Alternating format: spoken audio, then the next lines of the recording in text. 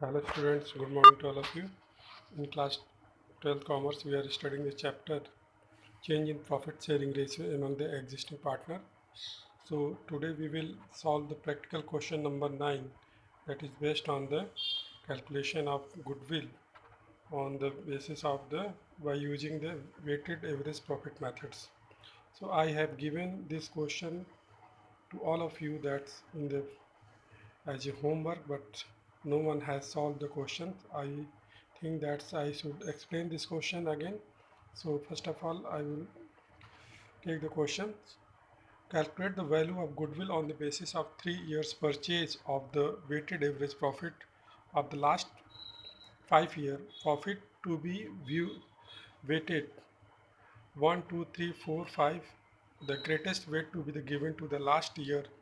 The profit of the last 5 year were 2015 profit 80,000, 2016 profit 1,50,000, 1,05,000, and there are also some notes are given in the sides of the 2016 after the considering the abnormal loss of rupees 41,500, and in 2017 the loss 20,000 after considering abnormal gain of rupees 40,000, and in 2018 the profit is 1,80,000, and in the 2019 profit is 2 lakh. Books of account of the firm reveal that the closing stock as on the 31st March 2015 was overvalued by 40,000, and the repair to the machinery 60,000 were wrongly debited to the machinery account. On 1st July 2017, depreciation was charged on machinery at the rate 20% per annum on the diminishing balance methods. So this is the question.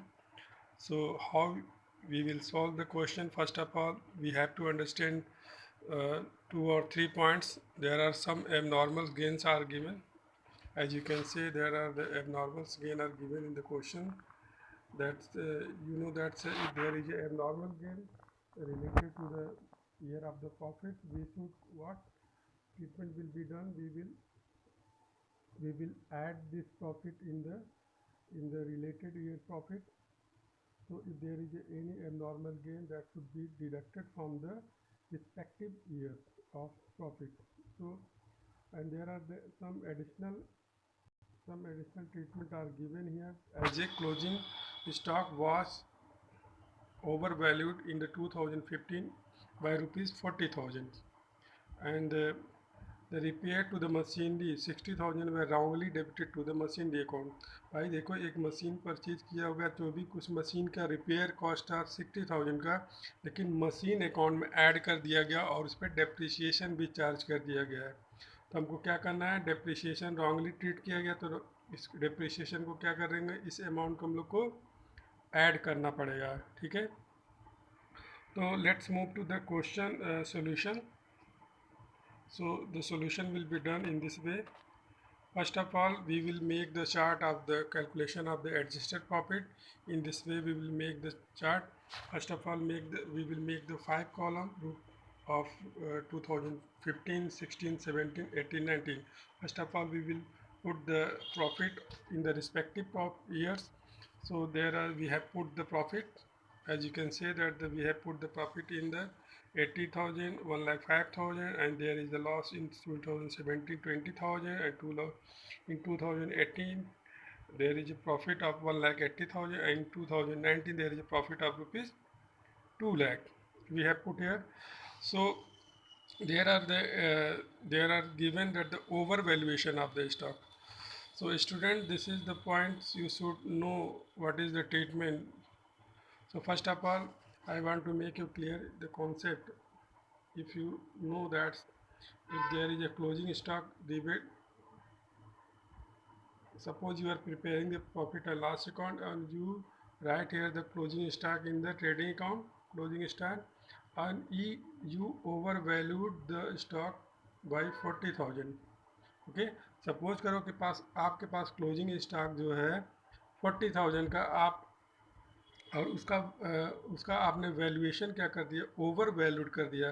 भाई अगर credit side में अगर आपने किसी amount को over valued कर दिया 40,000 से, क्या होगा उस रिस्पेक्टेड ईयर में, यानी कि 2015 में आपका प्रॉफिट तो क्या कर दिया 40,000, भाई क्रेडिट साइड का टोटल 40,000 से ज़्यादा हो जाएगा, तो जिससे प्रॉफिट हमारा जो ग्रॉस प्रॉफिट है वो इंक्रीज कर जाएगा 40,000 से। तो यही ट्रीटमेंट हुआ है कि भाई इस रिस्पेक्टेड ईयर में हमको हमको ये पता होना चाहिए कि भाई एबनॉर्मल कोई भी लॉस हो या फिर प्रॉफिट हो, हम लोग को क्या करना है, अगर कोई प्रॉफिट हुआ जिसकी वजह से हमको क्या करना है, माइनस कर देना है। तो भाई ये एबनॉर्मल मैंने एक्सपेंस एज ए इसको ट्रीट मैंने कर दिया, ओवर वैल्यूड कर दिया, जिसकी वजह से मेरा प्रॉफिट इस साल 2015 में इंक्रीज कर गया था। तो now we will deduct in this year for the respected year. So in the 2015 we will deduct profit by rupees 40,000. So here we will deduct. Okay. तो यहाँ पे भाई 40,000 से तुमने वहाँ पे प्रॉफिट बढ़ गया था, तो अब हम लोग 40,000 से क्या करेंगे, माइनस कर देंगे इस प्रॉफिट को। ठीक है। अब आप सबको पता है कि जो क्लोजिंग स्टॉक होता है वो नेक्स्ट ईयर में क्या बन जाता है, ओपनिंग स्टॉक। अब एक चीज़ बताओ, जब तुमने डेबिट साइड में ओपनिंग स्टॉक फिर से उस चीज़ को लिखा होगा, तो 40,000 से तो तुमने पहले से क्या किया है, बढ़ा दिया है। तो वो जो क्लोजिंग स्टॉक जो तुम्हारा है वो ओपनिंग स्टॉक अगर बन गया है, तो ओपनिंग स्टॉक अगर डेबिट साइड में आएगा तो डेबिट साइड का बैलेंस क्या हो गया, 40,000 से बढ़ गया होगा। तो उस साल का जो तुम्हारा प्रॉफिट होगा 40,000 से कम हो गया होगा ये 2016 में, यानी कि 2016 में तो तुम्हारा प्रॉफिट है 40,000 में तुमने गलत डेबिट दिखाया, यानी कि इंक्रीज वाला वैल्यू दिखा दिया, इसलिए बढ़ गया होगा। तो इस अमाउंट को हम लोग क्या करेंगे, ऐड कर देंगे इस समय, तब हमारा ये प्रॉफिट क्या हो जाएगा, एडजस्टेड प्रॉफिट मेरा 2016 में करेक्ट हो जाएगा। यानी कि जिस साल ओवर वैल्यू किया मैंने माइनस कर दिया, और क्योंकि ये नेक्स्ट ईयर में ओपनिंग स्टॉक बन गया, तो इस वजह से मेरा डेबिट बैलेंस ज़्यादा बन गया होगा। डेबिट बढ़ने की वजह से हमारा लॉस प्रॉफिट क्या हो गया, कम हो गया होगा। तो अगर ये डेबिट बैलेंस हमने 40,000 से बढ़ाया नहीं होता तो मेरा जो प्रॉफिट है वो कितना होता है, 1,45,000। तो इसलिए हम इसको ऐड कर दे रहे हैं। ओके। अब हम आते हैं नेक्स्ट स्टेटमेंट पे। अब एबनॉर्मल कोई लॉस है, यानी कि एबनॉर्मल लॉस को हम लोग क्या करते हैं, ऐड कर देते हैं। क्वेश्चन में देख लो भाई, कंफ्यूजन मत रखो। अब देखो यहाँ पे एबनॉर्मल अगर लॉस है, तो एबनॉर्मल लॉस को हम लोग को क्या करना चाहिए, ऐड कर देना चाहिए। तो हम लोग ऐड कर दे रहे हैं, एबनॉर्मल गेन है तो इसको क्या करेंगे, माइनस कर देंगे। तो वही ट्रीटमेंट किया जा रहा है स्टूडेंट। देखो यहाँ पे, तो कोई एबनॉर्मल अगर गेन है, अगर कोई एबनॉर्मल गेन है तो हम लोग उसको क्या करेंगे, ऐड कर देंगे। तो यानी कि 2016 में एबनॉर्मल गेन था तो हमने इसको प्लस कर दिया, देखो प्लस वाला साइन में है, जो ब्रैकेट का मतलब माइनस। अब यहाँ पे एबनॉर्मल गेन था 2017 में, इसको ब्रैकेट में, यानी कि ब्रैकेट का मतलब माइनस करने वाले हैं। तो ये दोनों ट्रीटमेंट समझ में आ गया। अब देखो एक एक्सपेंस जो था, यानी कि एक एक्सपेंस हमको लिखना चाहिए था, हमने कम कोई मशीन खरीदा 60,000 का, इस एक्सपेंस को हमने, एक्सपेंस ये एक्चुअली रिपेयर था, इस रिपेयर को हमने क्या किया, डेबिट प्रॉफिट एंड लॉस के डेबिट में ना दिखा करके सीधे मशीन में ऐड कर दिया। तो भाई मशीन की तो वैल्यू बढ़ गई, लेकिन तुमने रॉन्गली इसको क्या किया, मशीन अकाउंट में दिखा दिया। लेकिन हमको उस रिस्पेक्टेड ईयर में, रिस्पेक्टिव ईयर में, यानी कि 2018 में हमको क्या करना चाहिए था, इसमें से माइनस करना चाहिए था। अब हम लोग इसको क्या करेंगे, 2016 में एडजस्ट प्रॉफिट कर रहे हैं तो माइनस कर देंगे। सिंपल सा ट्रीटमेंट है। 60,000 को हमने माइनस कर दिया। ठीक। अब देखो माइनस कर दिया, अब तुमने उस साल क्या किया होगा, रॉन्गली तुमने क्या किया, डेप्रिसिएशन चार्ज कर दिया होगा। 1 जुलाई से लेकर के 31 मार्च तक का डेप्रिसिएशन लगाया गया। तो जब डेप्रिसिएशन तुमने लगाया होगा 9,000 रुपये से, तो प्रॉफिट इतने से तुम्हारा घट गया होगा, तो इसलिए हम इसको ऐड कर रहे हैं, यहाँ पे 9,000 ऐड कर देंगे।